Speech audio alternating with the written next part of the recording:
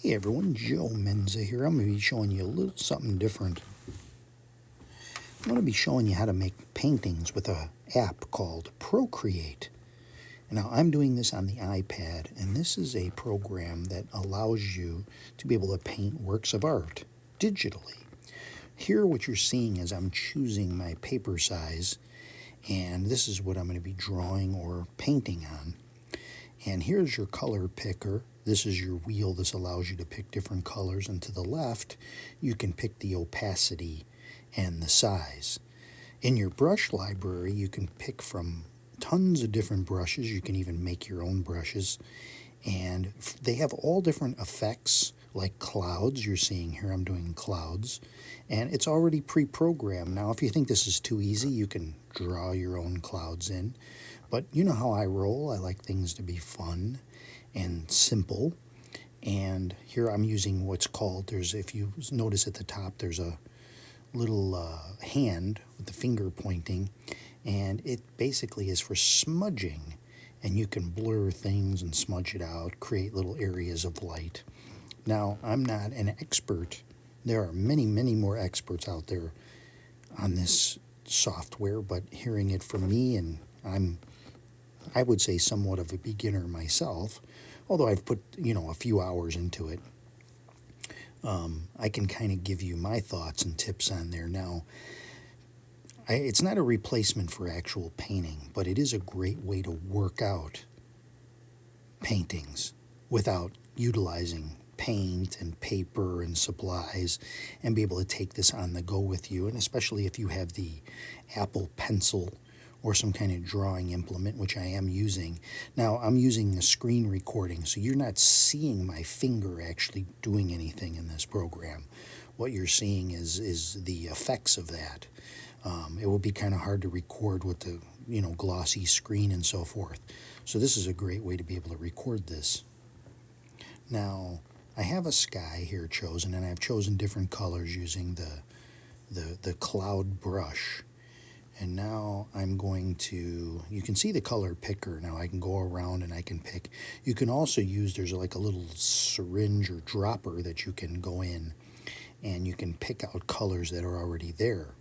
Another thing you can do is you can bring in photos of paintings you've done, and you can improve upon them digitally until you get them exactly how you wanted. You can use that and bring them into the digital world. Now see these brushes here? There's a lot of different ones in here you can draw. Here's like you could do like a straight line. You don't like it? The great thing is you can hit the undo button, and you can remove that. You can also create layers. So once you're done with the sky, if you create a new layer, you can create a second layer that would be the middle ground. And if you don't like that, you can erase that without disturbing the background you've already created. So that's a great benefit. So this is like carrying a sketch pad with you that has like all of your art supplies in there, which is really great. Now, let's go back to the color picker, and I'm thinking about putting like some kind of a mountain in the background. So I'm looking for some different tools for that. Now you can download, other people have made brushes, and they actually sell them, and you can get brushes online, or you can actually create your own brushes to make different patterns that will get you to where you want to go quicker. You could see, look at all the different textures and patterns, and they're just fun to try. I do find this painting on the iPad a little more tedious. I enjoy real painting more so than this. But after you do a few on here and you start to see some results and things, you can see this is a great tool to help you make paintings that, actual, real life paintings as opposed to digital. Here's an old brush. You can see there's the pattern for the brush. And so, like I said, what I want to do here is I want to create like a mountain type background. And you can see me drawing it here. So it looks like a paintbrush you might be doing. I'm using like a very dark purple color, and just kind of sketching that in there. Now, I should have made another layer. But you know, you can hit the undo button. You can go all the way back to the beginning. Now, what can you do with these? Can you sell digital? You can. You can make prints, and then you can sign them yourself, and you can make limited amount of prints. You can, you know, upload them to social media and see what other people think about your art that you create digitally. You know, there is AI today, but this is still your own creation, even though you're using tools that make certain things easier. Because if you think about it, AI, I mean, you're telling the AI, this is the picture I want. Whereas this, you're doing, you know, what you want to do. And I'll go back to the color picker. You know, you could pick up different things for you know, your shadow colors and experiment. And if you don't like what you do, you can hit the undo button.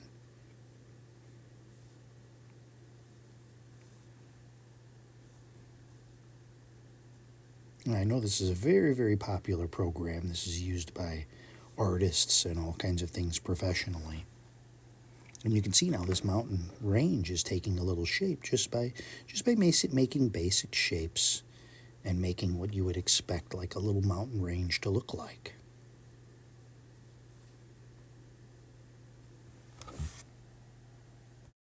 So sorry if I'm going through this stuff kind of fast. It's my first video doing this, so I need to have a handle on it, on how to, you know, explain it to you. But basically, if you get an iPad that can handle the Apple Pencil, you can download this app from the App Store, Procreate. And there are other programs, if this one doesn't work for you, or other apps. And it's a one-time fee. It's not like a monthly type program, and it's not that expensive. I don't remember what I paid for it, but it's enjoyable. You can sit on the couch and you can just kind of sketch and draw and try different things. Here I'm kind of using some green sort of foliage. I want to have like a mountain in front of those rear mountains that have some green or some trees on there. I'm using a photo, one of my own personal photos from a scene in Colorado. And so what I'm looking to do here is have two, sort of like two hills, two mountains in front of the larger rear mountains. Here comes the other one over here.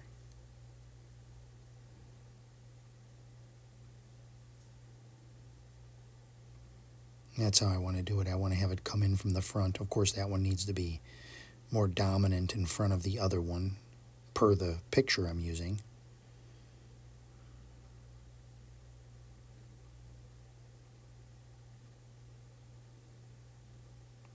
The sky is nothing like the sky in the picture. I kind of started making that up, and I thought this would actually be a good one to make for my first Procreate video. Now, I don't know, is it as exciting to watch as maybe somebody actually painting? Maybe not. Maybe there's another way to go about, you know, this process. You know, this might end up being a very boring video. But I've watched a few classes on using this software and how to go about doing it. So if you're more technically inclined, and this interests you, then you might be very, very interested. So I think it could go, you know, kind of either way. Obviously, if I talk you through some things, it'll be, you know, much easier for you to do and listen to. I'm putting some blue in here. I think that'll cast to make that background just kind of like look a little further back. So I'm putting a little blue over the top, and then on the left side now I'm putting a little green, trying to make the left side pop a little more than the right side. And then we'll go into doing some water. Here's some brown for the land. You know, I'm kind of like utilizing more like a raw sienna color. I'm utilizing what I've learned in actual physical painting and applying it to this. So whether you're going from the digital to analog or analog to digital, I think you could carry over that knowledge with you. If you're coming into even painting for the first time and you're saying, well, I'm going to jump into using the Procreate, I've never even painted, there's a learning curve there because you're trying to learn about painting, about art, about what works, and then you have to learn how to use all of the tools at your disposal. Like here, I put in these. There's streaks or ripples for water, and sometimes I'll throw those in, and then I'll use the blur tool, which is the little hand on top. You can see that in blue, and then I will blur out that to give a water look. And I'm really just trying and doing things until I think it looks like what I imagine it should look like. And you could you could virtually work on this for hours, days, months if you want to, until you have something that looks so photorealistic that you can't distinguish it from a photo. I think it should still have some artsy, painterly effect to it as it is art, and have your own style carry into it. And I think my style does carry into this. So we'll take some dark. See that middle part in the sphere, you can control the color a bit. You can make that color that you chose now darker. See, and I'm trying to make like a little bit of land at the bottom. If it's too heavy, I'll blur it out a little bit. And if the blur is too heavy of an effect, you go to the left. On the left side, you have two sliders. And those two sliders, one is for size and the other one is for opacity. And that little square in the middle is your color grabber tool. So like if I take this and make it for a base, and these are kind of transparent when you put a color over another color, if you're used to working with transparency in mind.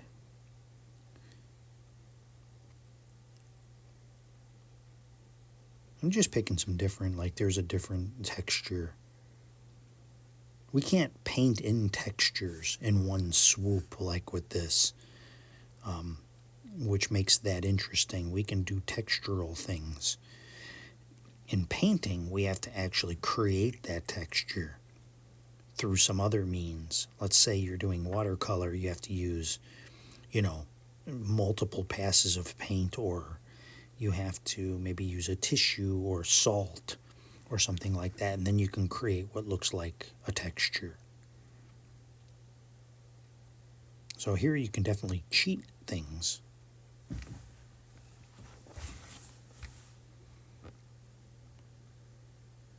So you can see I have the water. It's starting to become believable. You don't really want it to look cartoonish unless that's your style that you're going for. You could make things look more pop culture, more Andy Warhol like. You can do those things if you're doing regular landscapes, and you want them to look kind of realistic, but have a sort of dreamy quality about them, maybe, or a fantasy element, like an ideal location. See, look I can put these little things and blur them, and then I overly did that. But you can blur to create that shadowy effect. So you can take that edge and blur it. I'm pulling it down with my finger or my Apple pencil. I'm actually pulling that down, and it creates like a blur. The trees aren't there yet, or any of the bushes, but you can create the blur first, however you want to do it, if you know you're going to be putting things there. I just wanted to show you that. And then here's a green. I'm using, forget what the name of this brush is, crabgrass or something like that. And again, if you have a certain pattern you want to do, you can create a brush. So we're picking like a very dark, almost kind of like a brown. And so we're layering here. I like how that layer has like sort of, the top looks fuzzy. It's like if you started painting, you know how to get certain effects with the tools you already use. So when you come to this program, you know now what you want it to look like. But how can you do that? How can you do what you normally do with, say, the hake brush, the goat hair brush? How can I make this? I know how to make things, shapes and things with that. How do we do that here? What brush can make that look like that? See, I'm putting in some effects for the water. I just changed the opacity, I just changed the size. I want that a little darker so the middle section pops a little more. And then I'm blurring that out a little bit now. See how that's starting to become more believable? This is wet sponge. There's a flare tool. That's really nice. Now if you drop this in, all of a sudden you'll notice you get like little, like a line of like brightness. Like it'll, see how we're starting to get in the middle there? We're starting to get that little gleam, a little glimmer. I kind of like that tool or that brush. I think there are people on Etsy selling brushes, and then you pay $5 and they'll send you a brush pack digitally. So if you're looking for side income and you learn this program, that is something you can do. I don't know how lucrative it is, but you can create brushes, maybe in your style, that can help people create paintings the way you do. And I know from watching that a lot of people are watching videos and saying, oh, I'm looking for content for my videos. I know you're out there. I know you're not really into the art as much as you are into the social media component of, making videos. Well, this is something you can do. You can do this digitally. But I don't know how interesting it is. I've watched these, and I don't know that they're as dynamic as maybe doing painting videos. They're definitely more technical. It's like watching somebody drafting, back in school, showing my age now. But we used to do architectural CAD drafting and stuff like that. Kind of like watching paint dry, maybe. And I'm picking a little yellow here. You can see what I'm doing here. You can see the effect I'm trying to get in that grassy ground area. After a while, you'll know right what brushes to go to and so forth. My thing of it is I don't know where technology is going necessarily. So, like, remember when we got on our computers and we had Paint, Microsoft Paint? And then they came out with a couple other little programs, and then you learn those. And now we're into this program, so you learn this. I don't know what they're going to have 5 or 10 years from now. Do you learn all over again? If you learn to paint with watercolor or oils or things like that, that method doesn't really change. You may change, like some people are painting on aluminum now and different things like that, but that is, a way that's never going to change. It's the way of using brushes or maybe whatever the style is of the time, but technology will change. It will improve. There will be different tools, better tools. See this tree I made? I just used a very dark brown, and now I'm using like a highlight type, like almost like an oil brush that makes lines to do what I would normally do. If I was painting, I would paint the tree and then maybe I'd scrape it. Or if you were doing oil, you'd put a little highlight, like you can see on the right. And there's the trunk of the tree, nice dark color. And then I'll go into my brushes.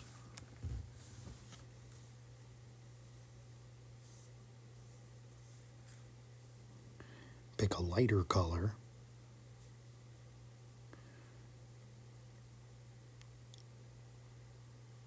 And you can see I'm highlighting that. A little too bright, maybe. See, up in the right corner, you can see what color's highlighted. And then those two boxes together, that's a duplicate. Or if you want to duplicate something, layering. And then next to that is an eraser. Next to that is your blur tool, and then next to that is your brushes.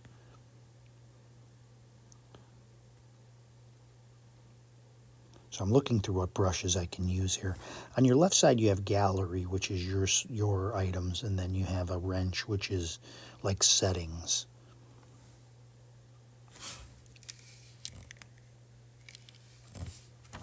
It is pretty simple. It is pretty simplistic. I think most people will be able to pick it up pretty quickly. And you notice I used like the pen tool and I made the little branches. That's something I would use a rigger brush for if I was coming from, regular traditional painting. So I'm kind of emulating how I would paint there and bringing it here. Somebody may start with this and never pick up a brush and come at this from a whole different angle. Going back to the flare. And then you see there's these different brushes, crystals. There's one for rain. There's one for rainforest. There's like almost like skin tones. So I'm trying to put in, I want the brush to make easy work of it. Like if I took a brush and I made it into like a very fuzzy, I banged on the brush to like make it kind of wild, the bristles, so that I could just tap it against the paper and I would make like a instant tree. Well, I want that to, work that way here. And that's what this little bush to the left did. And now I want to highlight it.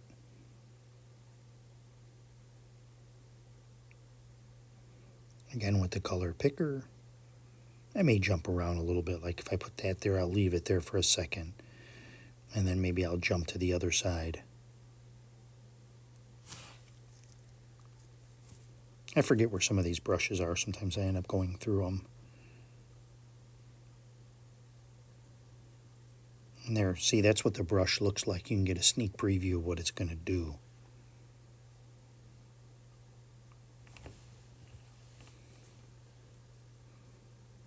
So there's a lot of this jumping around and looking into the color. It's a little more tedious. So you go to your color picker, you go to your brush, and you're like, what do I want? And I try to, when I'm painting with watercolor, I have my palette in front of me and I can just jump into, I need a little blue, I need a little bit of red. It's a little more spontaneous, a little more faster action. This here, I have to be technically deliberate. Like, what color do I want? I got to find it. I got to, it could come second nature later, but like I said, it's definitely, if you're more into taking your time, slower paced, it may be something you really enjoy if you want to be very deliberate and pick my color. And, you don't need a place to store your paintings. You don't need a place to store your supplies. You just have your iPad. And now I don't know if they make, this for Android or an Android tablet. They probably do. I don't see why they wouldn't. I've always been an Apple guy.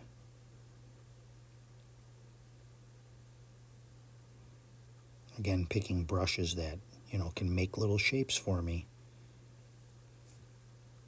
And that's what I'm doing down there on this little peninsula that's sticking out.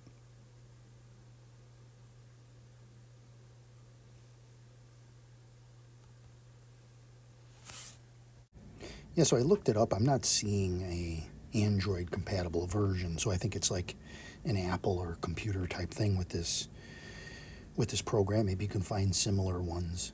So really, I'm almost kind of done here. I mean, you can work on it for a year if you want to, making it look totally photorealistic, or you can just have fun with it and get to the point to where, hey, this is kind of a cool thing. I'm going to move on to the next one and then save it, or you can sell digital prints of your work, or, I don't know about this whole digital thing.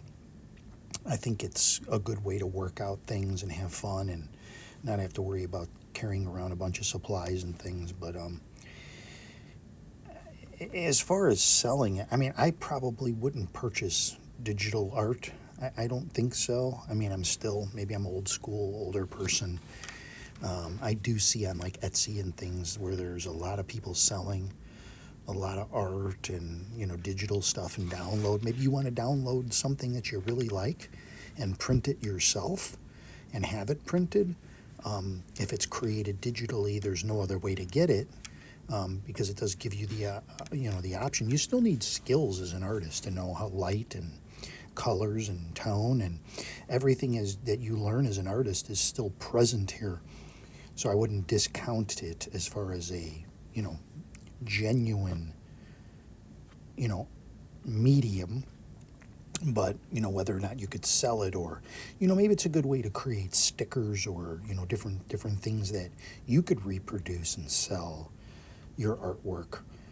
Maybe you can make a calendar, things like that. Or maybe you created some art that needs correction that you want to turn it to digital hybrid and kind of use that as a jumping off point and kind of do that. Now, of course, we're going into AI, artificial intelligence, so with AI, you can tell the computer what you want and then let it make it up. But for me, that's not for me.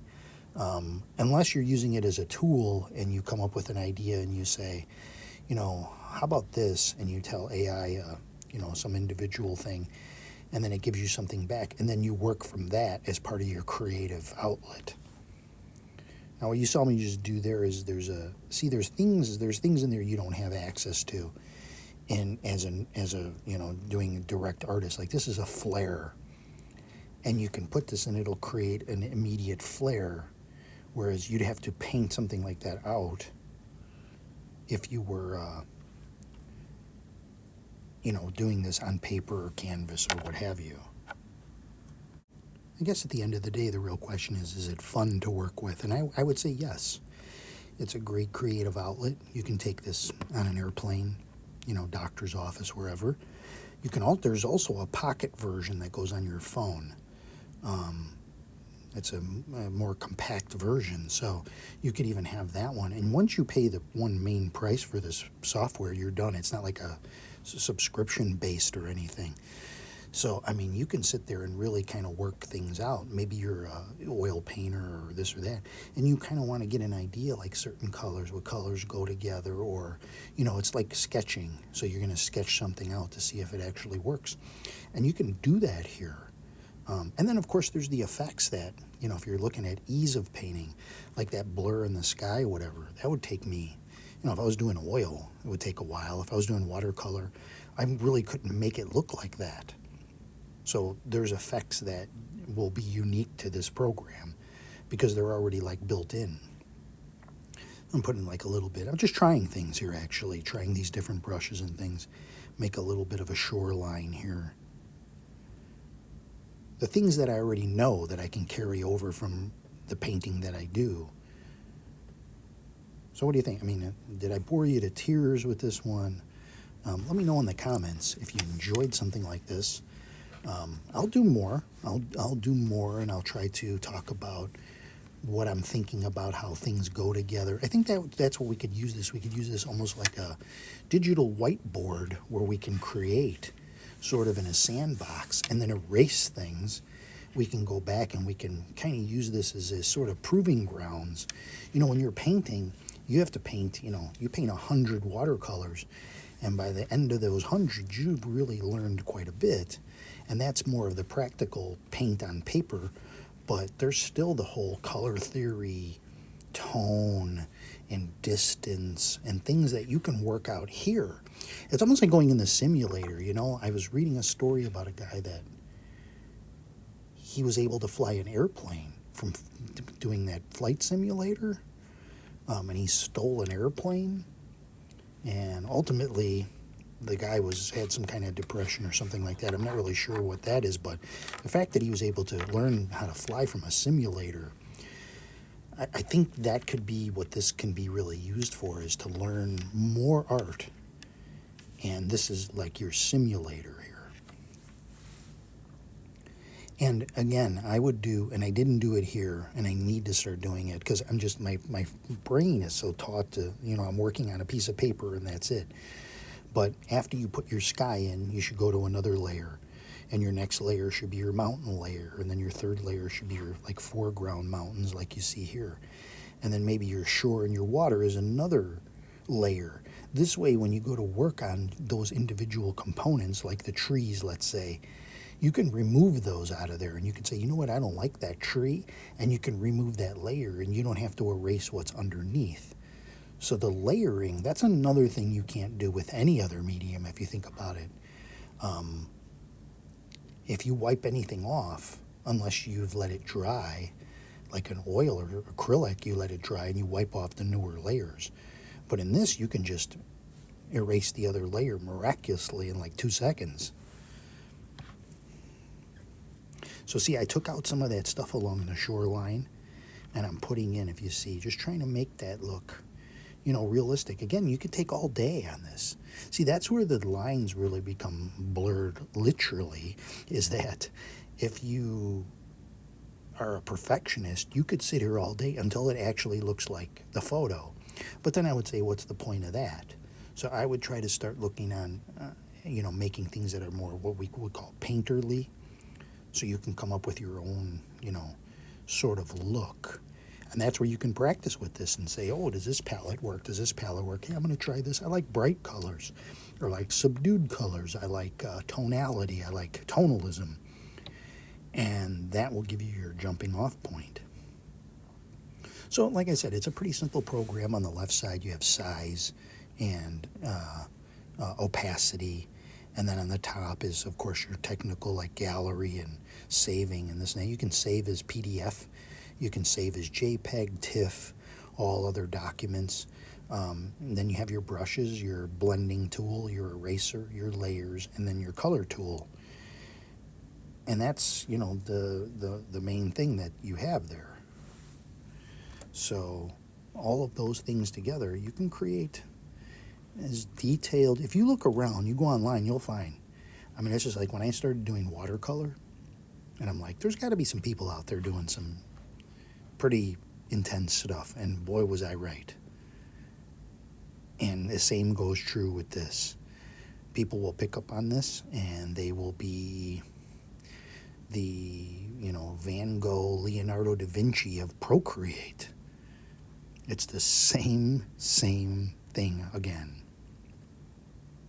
But you can play with these brushes and the blending and make things until, hey, that looks cool, that looks real, I like that.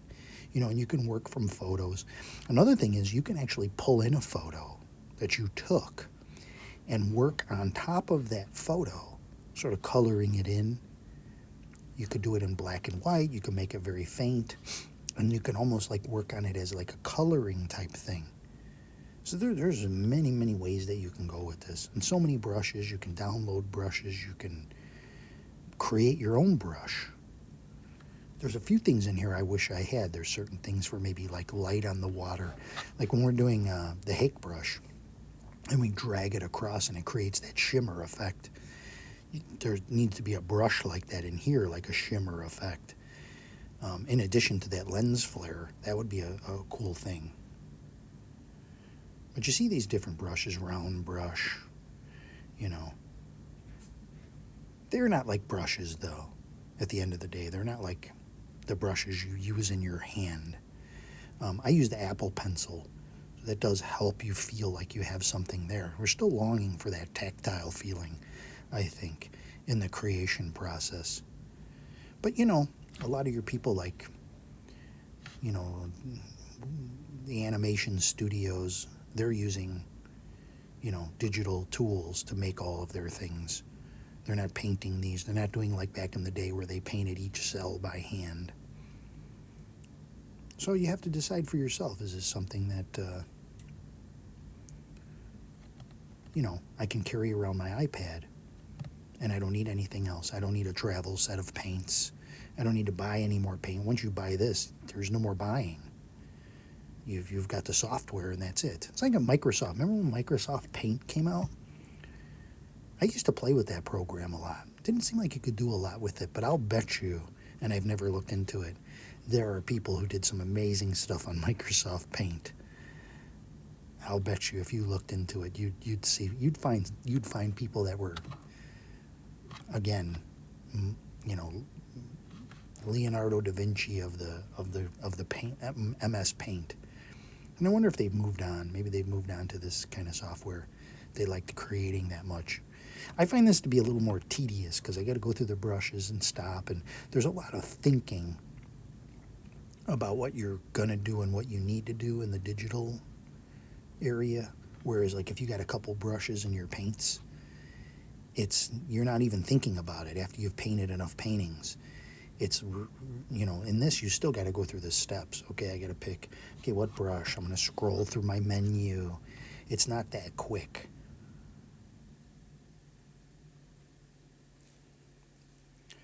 So I don't think I'm going to do a whole lot more with this. I think it looks pretty good right now.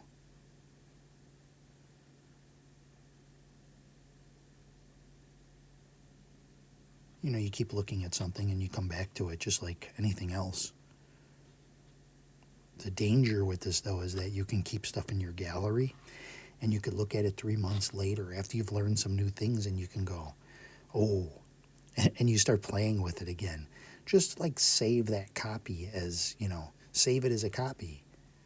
Because like when you paint over a painting, you can never go back to it again. If you run your finger over this with different brushes and you're not layering, you'll never see that again either. But the good news is we can save the digital file and we can start another one. We can start another layer.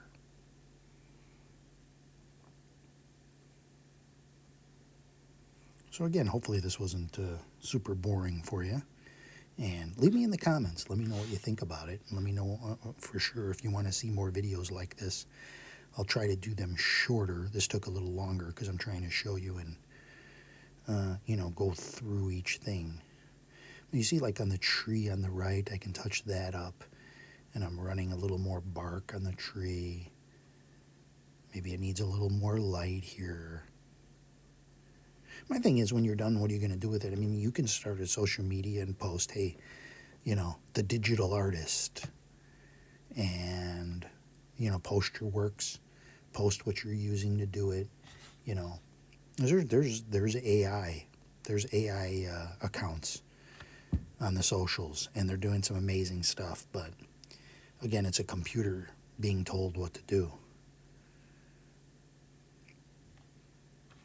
I rather like the idea of artwork behind a particular artist that has a story to tell.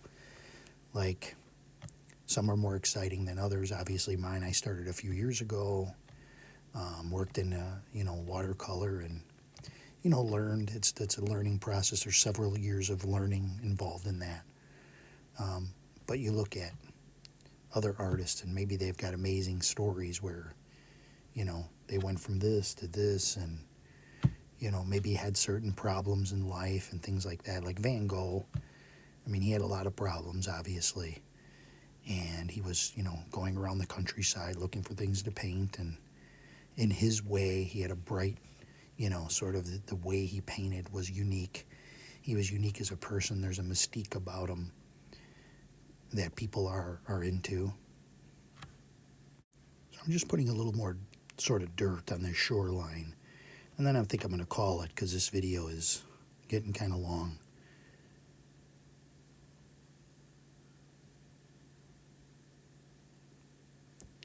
So let's get a look at the finished